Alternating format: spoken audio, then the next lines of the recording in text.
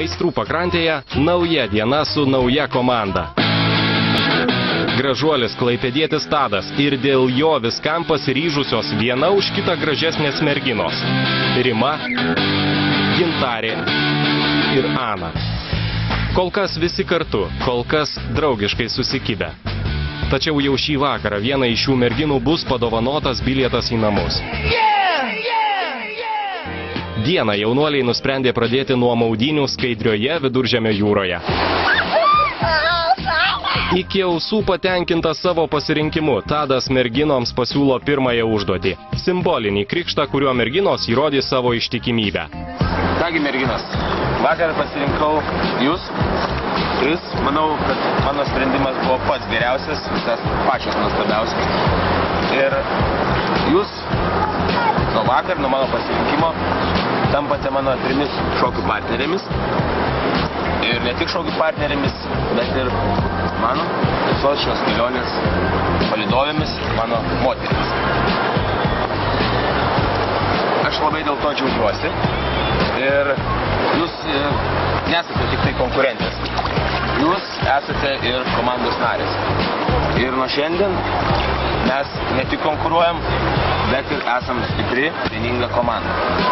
Ir šiandien yra jūsų krikštas.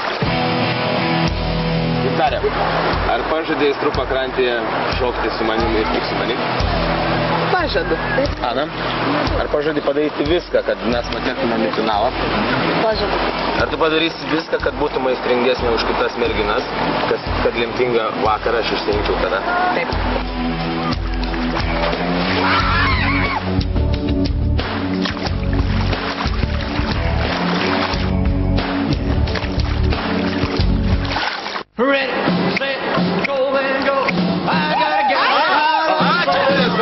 Išmaudytos iki paskutinio plaukelio merginos nutarė atsilyginti ir pakrikštyti Tadą.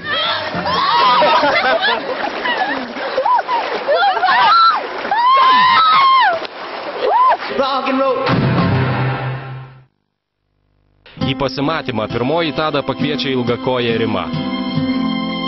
25 metų baleto ir laisvo stiliaus šokio entuziastė į Aistrų pakrantę atvyko turėdama tik vieną tikslą – ne intrigų ar bernų ieškoti, o šokti ir tik šokti.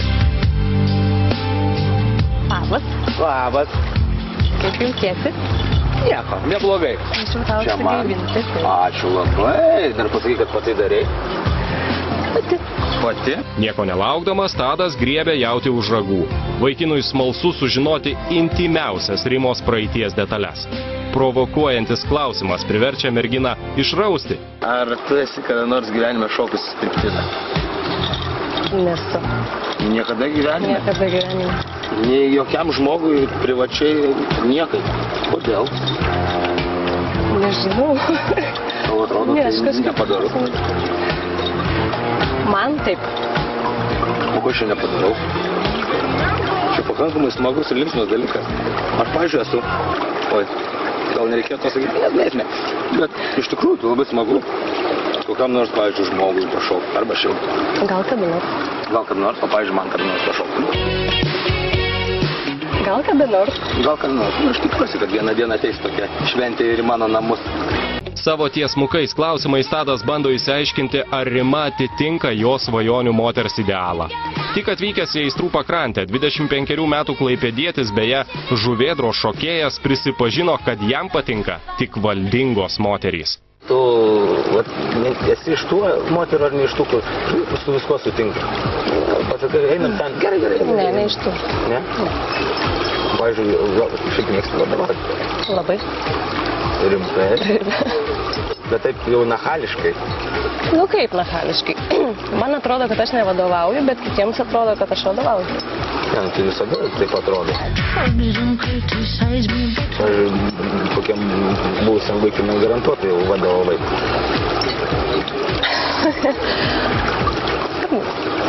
Kuo mažiau raudono gėralo lieka jaunuolių taurėse, tuo Tado klausimai tampa intymesni. Netrukus kalba pasisuka apie pasivaikščiojimus į kairę. Šią temą Tadas išprovokuoja ginčą. O kaip žiūrėjau į neištikimybę? Labai blogai. Labai blogai? Labai blogai. Bet jeigu žinotų, kad tikrai, neįmanoma, kad kas nors sužinotų. Juk tikrai neitum šau. Ne. Nu, tiesa, netikiu. Tikrai ne. Tikrai netikiu. Tikrai ne. Taip nebūna. Tiesiog aš turiu savo moralę. Tai moralė yra viena, bet šiaip iš esmės... Aš nenaičiau. Niekada nesakyk, niekada. Žinau šitą posakį irgi, bet man tai netinka. Įkaitę nuo raudono gėrimo ir kalbų apie tai, jaunuoliai nutarė atsivesinti. Trumpas pirmasis pasimatymas baigėsi pasipliuškenimu baseine. Atrodo, kad Rima vaikinui paliko gerą įspūdį. Iš tikrųjų labai paslaptinga mergina.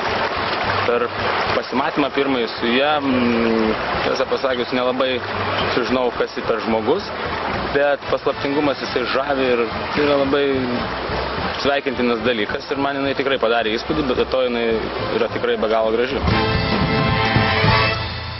Įdomu, ar į akį kris ir kita artistė, vyrų dėmesio nestokojanti grupės Yva narė.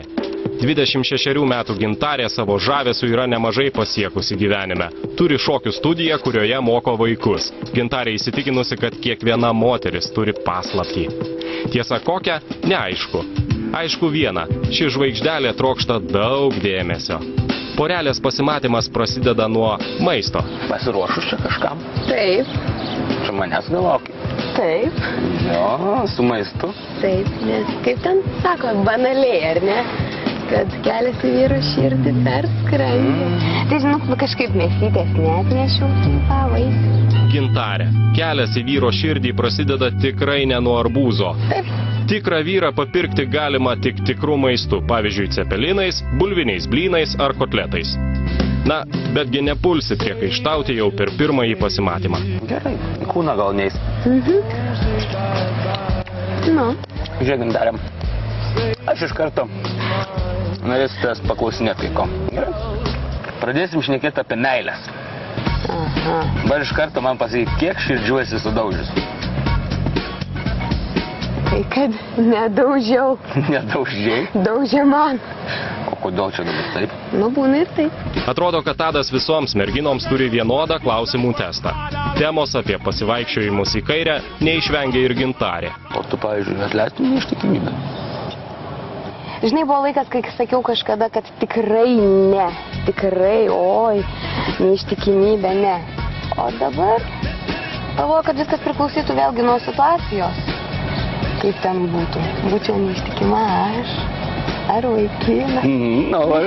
Ši mergina skirtingai nei Rima gyvenime išvelgia daugiau spalvų nei vien tik baltą ar juodą. Tai tada, jeigu jau sugalvoji, kad tau reikia nueiti ten į kairę ar kažkaip, tai kam tada būti su tuo žmogumi? Nu, tai gal šiaip, vat netyčia. O kaip netyčia? Netyčia vieną kartą, antrą, ne. Kodėl vieną Aš antrą? prieš. Provokuojančių klausimų šį kartą neišvengia ir Tadas. O tu dabar turi merginą? Ne. Tai atvažiavai Kol čia kas ne. susirast? Įmanomas toks dalykas. Įmanoma. Daug gražių merginų, netgi 9. Tikrai taip. Ir visas viena už kitą gražesnė.